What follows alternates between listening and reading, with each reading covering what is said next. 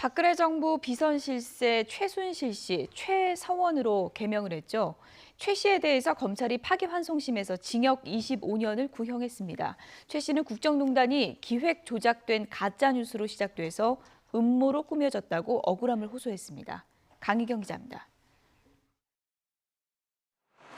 국정농단 사건 파기환송심 가운데 박근혜 정부 비선실세 최서원 씨에 대한 재판이 가장 먼저 마무리 단계에 접어들었습니다.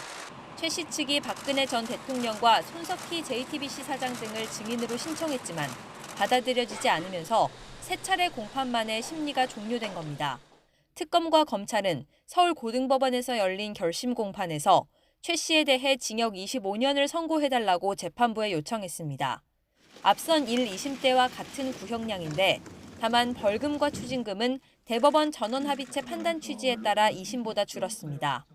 검찰은 민간인이 국정을 농단해 사익을 추구하고 거액의 뇌물을 받았는데도 범행을 뉘우치지 않고 있다고 지적했습니다. 최 씨 측은 마지막까지 무죄를 주장했습니다. 최 씨의 변호인은 엄격한 증거주의 등을 따르면 핵심 사안인 뇌물죄에 대해 무죄가 선고돼야 하고 최 씨가 장막 뒤의 실권자가 아닌 만큼 형량도 조정돼야 한다고 밝혔습니다. 최 씨도 최후 진술에서 국정농단이 기획 조작된 가짜뉴스로 시작돼 음모로 꾸며졌다며 여론에 떠밀려 징역 20년이 선고됐다고 주장했습니다. 공개 소환 전면 폐지 등 조국 전 법무부 장관 일가에 대한 수사 과정과 국정농단 사건 수사 과정을 대조하며 억울함을 호소하기도 했습니다. 특히 지금의 윤석열 검찰총장과 법무부에서 좌천시킨 검사들이 자신을 조사한 사람들이라며 이 정권이 얼마나 비리가 심하면 정권 창출의 조력자들에게 칼을 들이대겠느냐고 비판했습니다.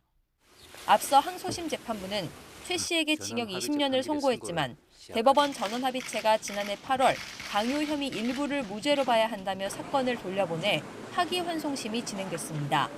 파기환송심 선고는 다음 달 14일 내려집니다. YTN 강희경입니다.